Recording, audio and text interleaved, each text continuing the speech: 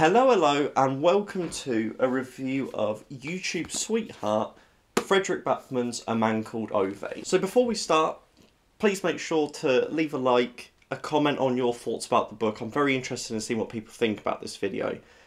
And be sure to subscribe because I'm going to be reviewing more random shit. So you may as well just click a subscribe button because you're going to get some weird fucking random reviews. So, to give a brief outline to anyone that hasn't read it, this is going to be a non-spoiler review.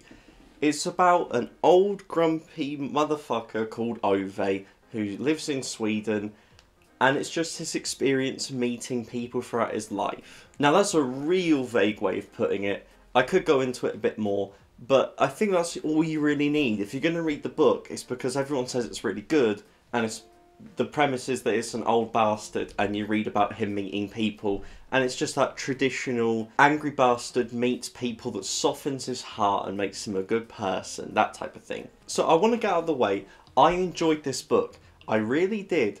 I have problems with it. I'm going to get into it, but I just want to get out of the way that I'm not going to be gushing over this book.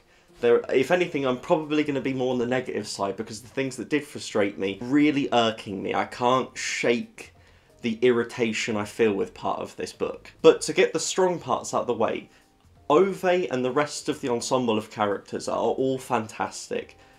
Ove is not... This isn't a book that's going to soften the heart and change the character.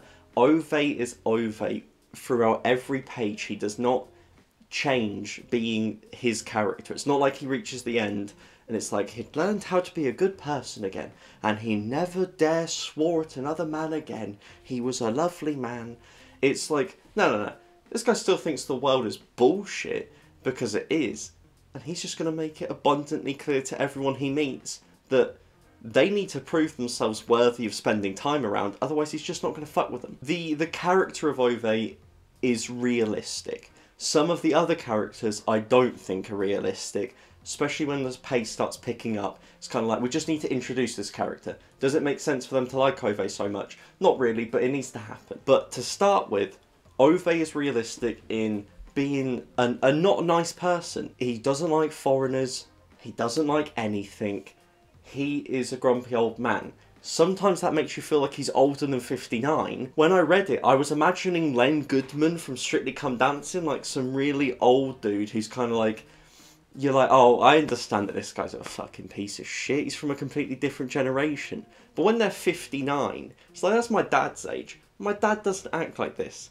He's not that type of, like, I can't justify that in my head of being like, well, you know, it's just a different time back then. Because 59's not that old. So if you have any trigger warnings in terms of hate speech towards any minority, really, you're going to find it here.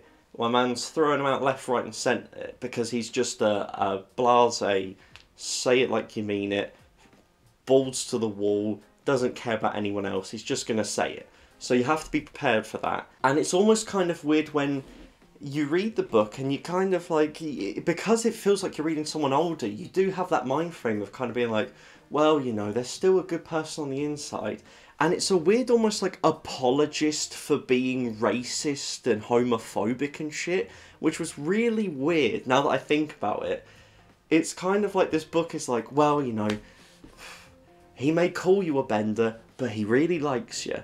And it's like, alright, doesn't mean, like, I understand that he's an obtuse man, but he can still listen. Like, it's not like he doesn't, he's very quiet. How can you not just say this to him and why can't he internalise it? So, the first 50 pages of this book, I was so into it. I was like, it was doing everything I love. Little sentences that really just, like, well up the emotion inside. Like, there's a part where Ove's talking about his wife. And you've got this whole build-up of him being a straight-laced, he likes to have things in his hands, he's a builder, he's not a thinker, he's just like, I need to have everything to hand. And it's a description of, Ove only saw in black and white, and she was his colour, the only colour he ever had. And it's just a really nice, really tickles your insides. You're like, oh, this book's gonna make me cry. And that's where the problem comes in. The book becomes more of the same. When you're getting out the first part, where you kind of like, okay, this character's built up, I'm really into this. It stays the same. It's just like him meeting more people to create an ensemble to have at the end. But I kind of found like I was getting bored. It's like, I have these characters from the start now I like. Why do I care about these ones being dotted in and out in the same way? They're not really doing anything. It does come around at the end to create a very satisfying ending, but I did find that for the middle chunk I was kind of like, okay, I need this to get going. Don't get me wrong, very easy read. Flew through this book. I'm reading it alongside Malazan, so it's like 50 pages of Malazan, like 100 pages of Man Called Ove, and it was a nice balance to kind of just knit through it all. But I'm going to try to put this into just one sentence, my problem with everything. And that's that Fredrik Backman wrote this plot to make me cry. He didn't write a plot that made me cry. He wrote a plot to make me cry. It's not like he didn't write a plot that, oh, I was just writing a story and it's just so happened that the events that happened have made me cry. It's that every part of this is handcrafted to bring up emotion and to create that big crescendo of just tears. And I really didn't like it. I felt like I was being manipulated. And I know people really like this book. And I enjoyed it. But I really felt like my man was just digging his hands inside of me and just messing with it. And I didn't like it. I don't know how to describe it. It's like I've constantly felt like I was getting to the verge of tears. And then I kind of thought about what was happening and the whole book in context. And it's like, he's just trying to make me cry now. This whole 2-page section, just this nice little interim of talking about his wife, is just here to make me cry. And it really frustrated me, because there was a different way, in my head there's a different way of doing this book that tells the exact same story, but doesn't feel the need to create this, I don't know how to describe it. I just felt like it was a conceited effort. I felt like it was a conceited effort to make me cry. Then the last thing I'm going to talk about with this book is the ending. This book does not this is not a book that's it's not putting any twists on you. You know what's going to happen. All the way through I was like, okay, I know where this is going. Every beat I knew what was happening, because you're meant to care about the characters. That I was fully on board with that. And then you reach the end, and the end really, it really snaps up. Like, it's just, once Fredrik Backman's like, okay, this is ending, the book ends. And so something happens like 20 pages before the end. I was so mad. I was sat there on my bed. I was reeling. I was on the verge of being like, okay, if this is how this book ends, I'm giving this a 1 star. I fucking hate this.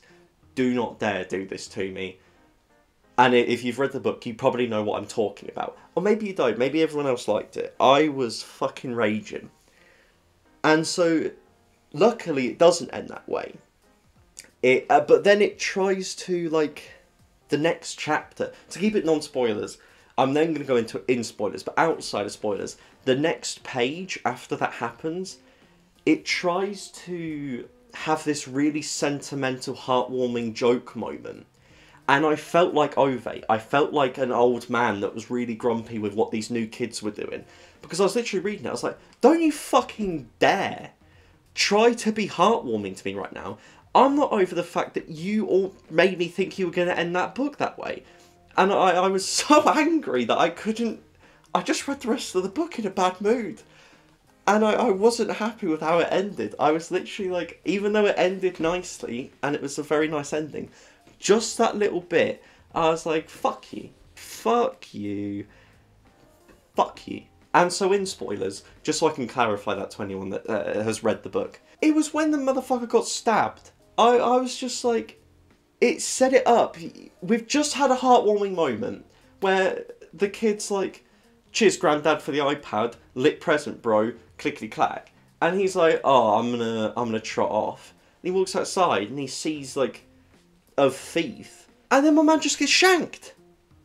he just gets stabbed. And I thought that was how it was going to end. And I literally, if it had ended with him being stabbed and dying, I'd have destroyed the book. I would have hated that more than anything. So then the next page, when Pavana's there, and the fucking doctor's like, Ove's heart's too big. I literally just went, fuck you. Fuck you. His heart's too big. Shut the fuck up. It felt so cliche and cheesy. For everything that's been happening in this book, like, I don't know, it just rubbed me the wrong way. Compared to the start, when you've got the nice, he saw black and white, she was his colour. These really nice phrases. To then at the end, oh, Ove's got such a big heart. Just, no. So, outside of spoilers, to wrap it all up, this book's good. I gave it a 7 out of 10. Because the writing is good. I was really interested. The present tense was a really interesting thing to get used to. I don't really read any books in present tense. And I liked that it was third person present tense. This book could have been very easily first person. But I feel like it really gave a good, to see people's perspective outside of Ove's perception was really fun and really interesting with Pavana and Patrick. The cast of characters were really good as well. You've everyone. I won't list everyone because it would spoil the story, but really nice dynamics and really nice integration of a lot of different minorities as well. But I do now think that this book is kind of I don't know, trying to justify and normalise a weird kind of sense of casual racism and homophobia, where it's like a lot of characters are just they just brush it off, kind of like, oh, that's the way it is. And it's weird where, of course, like Pavana doesn't, she doesn't fuck with it, which Pavana's queen, but a lot of people just kind of blasé, kind of, yeah, well, you know how it is. Nah. So I don't know, I'll have to think on that. I'll see if you leave a comment on what you think about that. I don't know. Maybe I'm just thinking about that in front of a camera now and just putting it out there. Yeah, my Bachman was just playing with my heart, and I didn't like it. I didn't like where he was rummaging. And so I hope you have enjoyed. Once again, if you have enjoyed the video, give it a like, subscribe so you can see more, because I'm going to be reviewing a bunch of random shit. I kind of read all over the place. The Dark Tower's going to be coming back. Still haven't recorded that Warhammer review. I'm reading Malazan. I plan on reading a bunch of shit. So stick around and have a nice day.